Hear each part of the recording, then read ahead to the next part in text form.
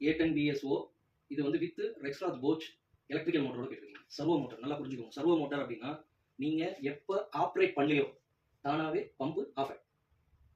It means electrical எனர்ஜியை அது வந்து சேவ் பண்ணுது எலக்ட்ரிக்கல். அதே மாதிரி சும்மாவே வெட்டியா ஓடிக்கிட்டு இருந்தா ஆயில் கெட்டு போயிடும், ஃபில்டர் கெட்டுரும், பம்பு கெட்டுரும். ஸோ தானாவே ஆஃப் ஆகுது இல்லையா?